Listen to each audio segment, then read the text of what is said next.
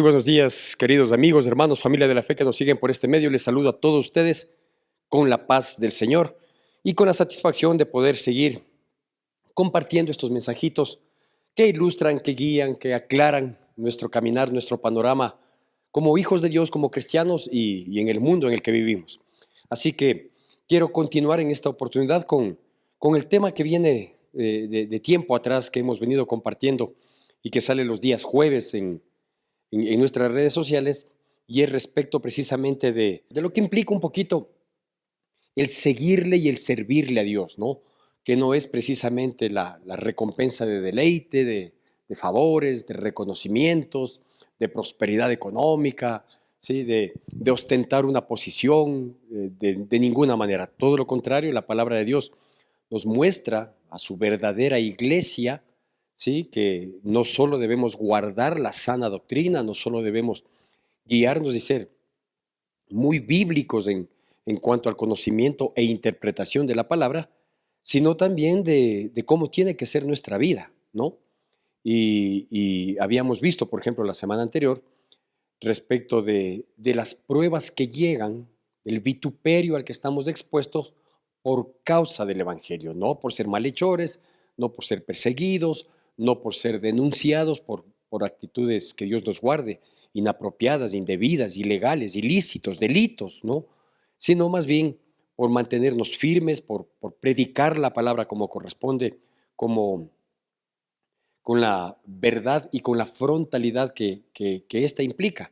Y claro, dice que van a venir pruebas, que van a venir dificultades, por eso veíamos la semana pasada en el libro de Primera de Pedro, en que nos recomienda, dice, no nos sorprendamos por estas pruebas de fuego que han llegado, sino más bien consideremos algunos aspectos, como por ejemplo lo que ya habíamos manifestado, y fue título inclusive de alguna de estas charlas, que el sufrimiento nos forma, que el sufrimiento nos identifica con Cristo, y algo que estuvo adicional, dicho la semana anterior, y a partir de ahí quiero arrancar, es el hecho de que el juicio comienza por la casa de Dios. Es decir, si algo Dios quiere, es que su pueblo viva en santidad, no solo muestre y refleje, sino vivamos en santidad. Pero para mostrar esta santidad, para que esta pureza en nuestras vidas, en nuestro comportamiento se manifieste, Dios va a hacer un escogitamiento, ¿no es cierto? Y el escogitamiento de Dios es, por llamarlo de ese modo, es perfecto, es santo, ¿sí? No es que a Dios se le va a pasar un impío por creyente ni un creyente por impío, ¿sí? Sino que Dios mismo, que conoce nuestras vidas, nuestros corazones, nuestro comportamiento, las intenciones de nuestro corazón y obviamente nuestros hechos, nuestras obras, nuestras actitudes, ¿sí? Dios sabrá dar una justa recompensa, ¿sí? Y fortalecer a quienes queremos seguir, a quienes queremos permanecer a, a pesar de, a costa de lo que sea, y nos va a dar esa fortaleza para continuar, y posiblemente pues Dios va a prescindir, y esto es lo triste, Dios va a prescindir de muchas personas que quizás aparentemente hayan mostrado el deseo de permanecer y de seguir en esta causa, pero que quizás no hay una total coherencia en sus vidas, es decir, sus palabras a lo mejor no coinciden con sus hechos o con las intenciones que tengan en el corazón. Bueno, hablando precisamente de esto, ¿no? De que el juicio de Dios comienza por casa, es evidente en la vida cristiana y en la vida congregacional principalmente, mirar cosas como esta que yo quiero compartirle en esta mañana, y para lo cual me he permitido basar en algunos versículos de la segunda carta a Timoteo, ¿sí? Entonces usted sabe, Timoteo había sido un hombre, hijo de una madre y abuela judía, con un padre griego, pero él desde muy temprana edad fue guiado por su madre, por su abuela, y afirmó su fe, tuvo una fe no fingida, como dice la palabra, en, en la palabra de Dios, en Cristo Jesús, ¿no? Entonces este muchacho que había crecido, había ganado también reconocimiento, ya le digo, no como una celebridad, ¿no? Sino un reconocimiento de que es un hombre que vale la pena, un muchacho que vale la pena, que sería muy útil para ser ejemplo de otros contemporáneos y de otras personas. Y Pablo lo acoge, en un momento lo acoge fruto de estas recomendaciones que se hace de él, lo acoge Pablo para que sea un colaborador que pasó a ser un hijo ministerial, llamémoslo así, un muchacho cercano en quien se podía confiar, a quien se podía delegar, ¿sí? Delegar la misión de compartir, de predicar la palabra de Dios. Y yo quiero dar lectura de algunos pocos versículos que nos van a ilustrar esta condición de vida que implica seguirle y servirle al Señor, ¿sí?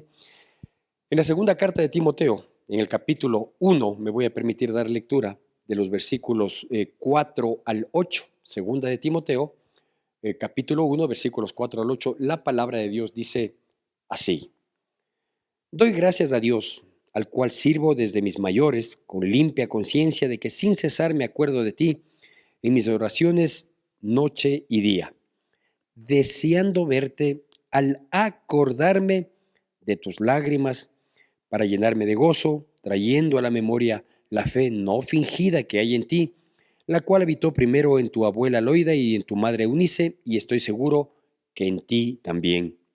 Por lo cual te aconsejo que avives el fuego del don de Dios que está en ti por la imposición de mis manos, porque no nos ha dado Dios de espíritu de cobardía, sino de poder, de amor y de dominio propio. Por tanto, no te avergüences de dar testimonio de nuestro Señor, ni de mí, preso suyo, sino participa de las aflicciones por el Evangelio según el poder de Dios. ¿Sí? Bueno, Pablo en esta segunda carta le está recomendando, le está recordando a Timoteo un poquito lo que implicaba el servirle a Dios, el seguirle a Dios, el tener la carta de presentación de ser cristiano, ¿no? Y comienza diciéndole así, le dice, yo le dije que le iba a leer del versículo 4, pero en realidad consideré menester hacerlo desde el versículo 3. Pablo le dice en el versículo 4, dice, yo me acuerdo de ti constantemente, ¿sí? Y me acuerdo de tus lágrimas, ¿sí?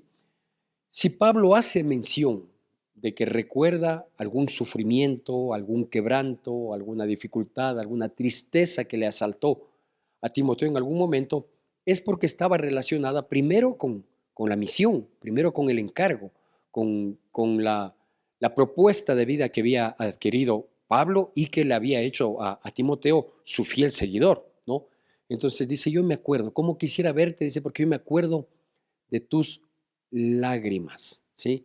Entonces, las lágrimas no solo que enjugan nuestros ojos, sino que las lágrimas son parte de la vida del cristiano, ¿sí? Las lágrimas a veces pueden ser de tristeza, a veces de dolor, de angustia, de quebranto, de frustración y, por qué no decir, a veces hasta de indignación, ¿sí? ¿Por qué? Porque no es que nosotros como cristianos escogemos solo el camino fácil, escogemos solo el de bienestar, el placentero, sino que Dios mismo a veces permite que en nuestro caminar hayan situaciones que nos generan estos sentimientos que producen lágrimas. Claro, las lágrimas también tienen que ser, no pueden ser, tienen que ser también de gratitud, precisamente cuando Dios nos ayuda, nos levanta, nos saca, nos fortalece, nos bendice.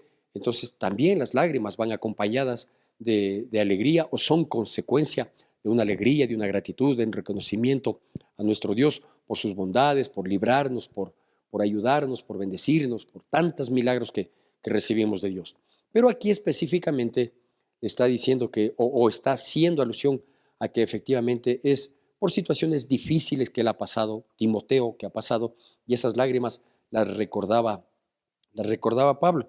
Adicionalmente a eso le recomienda también, ¿no? Y le dice, acuérdate, Dios no nos ha dado espíritu de cobardía, es decir, sé valiente, enfrenta, así es la vida. No te puedes detener, no puedes abandonar la causa, no puedes colgar los guantes. Sí, el cristianismo es así, a veces es injusto lo que vive un cristiano, pero todo está delante de los ojos de Dios. Dios nos va a ayudar, Dios nos va a bendecir, Dios nos va a sacar adelante, Dios nos va a impulsar, Dios va a inyectar en nosotros una dosis especial de ímpetu, de ganas, de fortaleza, ¿sí? Para levantarnos y poder continuar. Le dice, Dios no nos ha dado espíritu de cobardía, sino de poder, de amor y de dominio propio, ¿sí? Y mire el orden, ¿no? Dice, o sea, de poder para sostenernos, el poder de Dios, el que nos sostiene en el día a día, de amor para que nosotros podamos reflejar el amor de Dios en nuestras vidas y no tengamos una reacción inadecuada, inapropiada, quizás beligerante, Dios nos guarde, sino más bien mostrar ese amor y de control y de autocontrol, ¿no es cierto? O sea, de tranquilízate, respira, confía, Dios ya te advirtió, Dios no te dijo que iba a ser fácil, Dios está en control de todo esto, tú continúa, haz la parte que corresponde. Y luego le dice, no te avergüences de dar testimonio de Cristo Jesús. Es decir, muchas personas podrán decirnos, no, ahí está y es cristiano y ve lo mal que le va y ve la situación que le ha llegado. Si no te avergüences, o sea, yo sigo siendo cristiano aunque muchas cosas no salgan como yo espero. Yo sigo siendo cristiano aunque Dios en su soberanía haya permitido este dolor, este quebranto que estoy afrontando, ¿no es cierto? Entonces dice, no te avergüences de dar testimonio de Jesucristo, ni tampoco te avergüences de mí que estoy preso. Va a decir, ahí está, el que te metió en el cristianismo, ve dónde está. Entonces dice, sí, estoy preso por causa de Cristo, pero no me avergüenzo de absolutamente nada de eso, sino más bien, yo sé que debo participar de las aflicciones por el Evangelio según el poder de Dios. Así dice, ¿no? Dice, yo sé que debo participar de las aflicciones, porque insisto, todas estas charlas, todos estos pequeños mensajes que hemos tenido en estas últimas semanas, en las prédicas que salen desde este espacio y los días jueves, es precisamente para hacer notar, ¿sí?, que la iglesia de Cristo, el verdadero evangelio, no es el de la prosperidad, bienestar, satisfacción, plenitud, y que tengo que evitar o a toda costa impedir que un dolor o un quebranto me llegue, porque si no, estoy mal, estoy en pecado. No, el hecho de que llegue algo malo a nuestras vidas, el hecho de que seamos probados en nuestras vidas, somos probados en nuestra fe, en nuestra perseverancia, no es porque necesariamente hayamos hecho algo malo, algo indebido, más bien la Biblia nos advierte, ya lo habíamos visto, que no padezcamos como malhechores, sino más bien por causa de Cristo, ¿no? Entonces, es necesario que nosotros tengamos en claro esto, ¿no? Que esta perversa, malsana, malintencionada doctrina de la prosperidad, del Evangelio de la prosperidad, que habla de prosperidad económica y con todo lo que económicamente uno lo puede conseguir, ¿no es cierto? El bienestar, la paz, el lujo, la, ¿qué más le puedo decir? Pues el privilegio exclusivo, eso no es de Dios para los cristianos. Con eso no estoy diciendo que Dios no nos pueda prosperar, que Dios no nos pueda, si en su infinita misericordia, favor y extrema generosidad nos quiere dar una estabilidad económica, nos quiere dar, sostener, sustentar nuestras vidas y quizás a veces un extra, un poquito más. Gloria a Dios, gloria a Dios. Y no estoy diciendo que nosotros los cristianos, por ser cristianos, tenemos que hacer un voto de pobreza, eso sería absurdo, ¿no es cierto? Pero lo que sí debemos saber es que Dios no quiere que nosotros tengamos grandezas, lujos y que destaquemos por ese tipo de situaciones. Si vamos a destacar, es siendo la luz del mundo, o sea, brillando en medio de las tinieblas de este mundo. Eso, ahí debemos destacar, ahí debemos marcar una diferencia. Hemos visto, digo, en estas charlas, que el sufrimiento, que el dolor, que el quebranto, la adversidad de la prueba es parte del caminar cristiano, porque de esa manera Dios nos va formando, Dios nos va transformando. Pablo decía, ¿no? Estoy persuadido a creer que aquel que comenzó la buena obra la perfeccionará hasta el día de Cristo. Y una de las cosas, digo, que se evidencia en la vida cristiana eh, y que nos identifica una vez más con Cristo Jesús es la traición. Es la traición, ¿sí? Jesucristo, el Señor precioso, Dios de gloria, nuestro Salvador, escogió a un equipo de trabajo, por llamarlo de alguna manera, y de entre ellos una persona comenzó a dar claras muestras, y Jesús lo sabía, porque Él es Dios, ¿sí? Claras muestras de no sumarse a la causa, de no identificarse en la causa, y terminó traicionándole, ¿sí? Si bien Pedro terminó negándole, pero inmediatamente recapacitó, enmendó, pero el que conocemos, Judas, él terminó traicionándole, vendiéndole a cambio de unas monedas, eh, y, y parece que la traición, parece que el ¿qué le puedo decir? El abandono de alguien en algún momento es parte de la vida cristiana. Yo conversaba hace no muchos días, quizás unas 3 semanas, con un hermano, compañero pastor, y él, si bien ya tiene unos cuantos añitos en el ministerio, él me decía que le causa un dolor muy grande, muy profundo, el sentirse traicionado. Dice, porque cuando alguien de la iglesia se va, cuando alguien de la iglesia decide, por el motivo que sea, no siempre nos hacen saber siquiera sus motivos, decide mantener una distancia, dar un paso al costado en la vida congregacional, en la vida de familia congregacional, dice, duele, molesta, fastidia, ¿sí? Incomoda, da tristeza en algunos casos, ¿sí? Dice, pero que te abandone, que te traicione, que se aparte y que se vaya hablando. Alguien con quien se mantuvo una cercanía, a quien quizás Dios dio la oportunidad de poder ayudarle de las distintas maneras que tratamos de hacer en una iglesia, que no es solo la ayuda espiritual, la guía, el consejo, sino a veces ayudarle sumándose en un tiempo de dificultad, en oración, a veces con alguna cosa material, en fin. Y que esa persona que recibió tanto de ti, te abandone, te deje, se aleje, dice, eso duele. Entonces yo le decía, pero nosotros somos fallidos y pecadores, ¿sí? Si Jesucristo, siendo el Hijo de Dios, santo y perfecto, mi Señor precioso, fue traicionado, ¿nosotros qué? Permítame entonces, en la misma segunda carta de Timoteo, continuar con este tema al que me he permitido llamarle la palabra de Dios debe predicarse.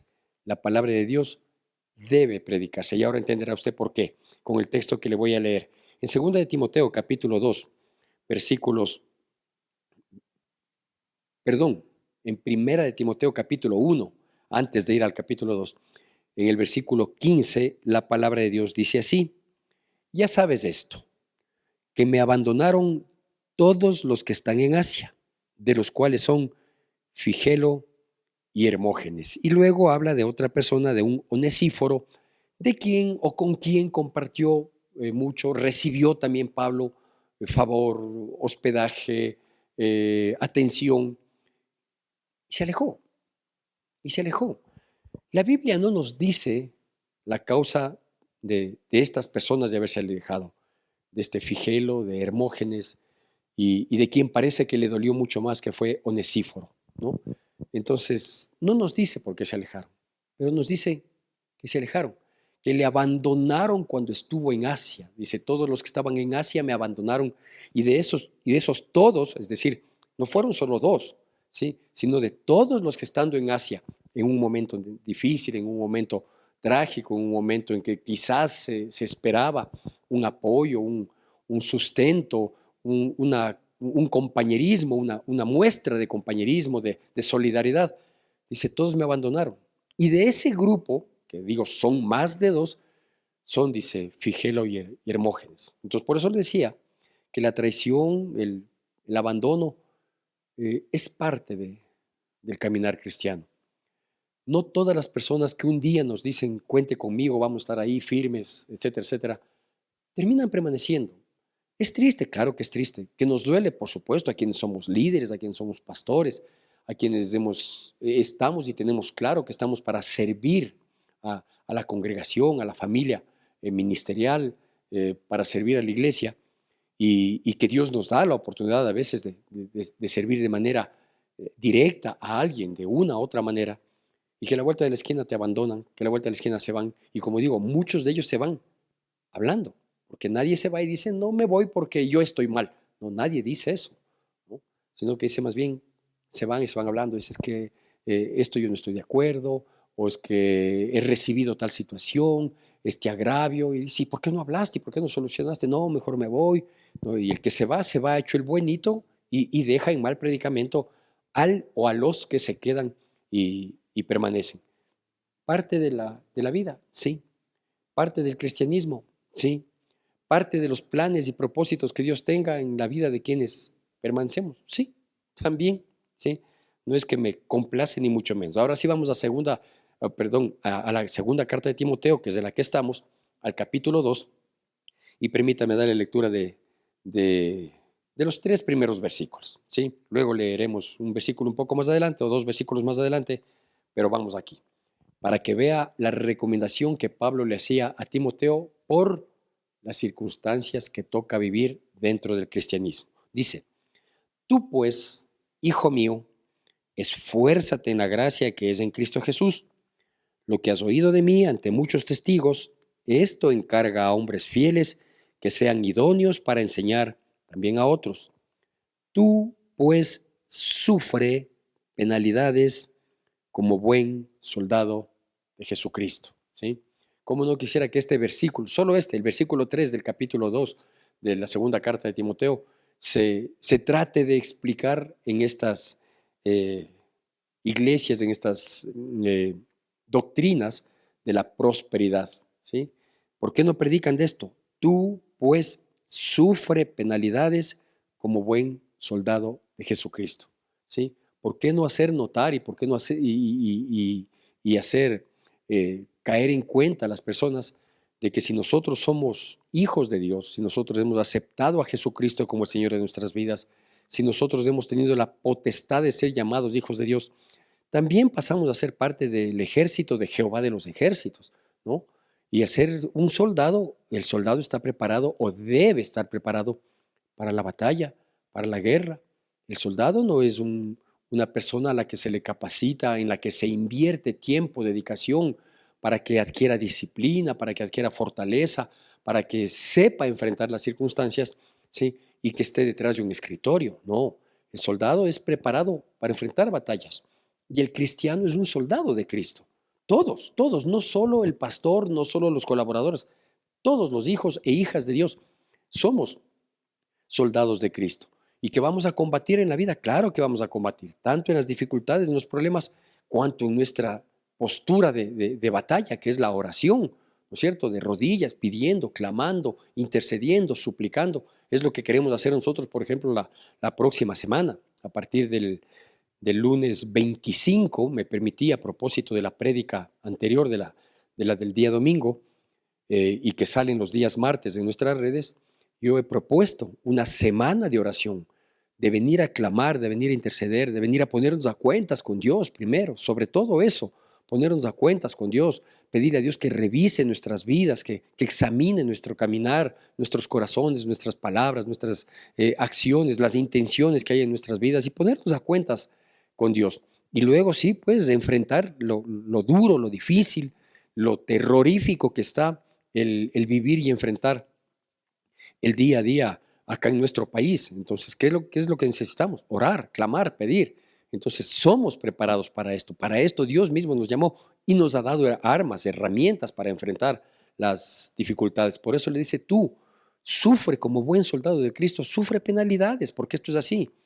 ¿Y cómo voy a hacer para fortalecerme ante la dificultad, ante la angustia, ante el quebranto, ante la adversidad? Sí, bueno, esfuérzate en la gracia que es en el Señor. Es decir, Dios te va a sostener, Dios te va a levantar, Dios te va a fortalecer. Para concluir, quiero darle un par de versículos adicionales de la misma segunda carta de Timoteo, del mismo capítulo 2 ahora, ¿sí? En el que Pablo, después de dar varios ejemplos de enfrentamiento, ¿no es cierto? Aquí le dice que es un soldado de Cristo, luego le dice que tiene que pelear como un atleta, luego le dice que hay que saber militar correctamente, luego le dice que hay que saber ser esforzado y esperar la recompensa como el labrador. Da varios precisos, pequeños, pero contundentes ejemplos de lo que implica la vida cristiana.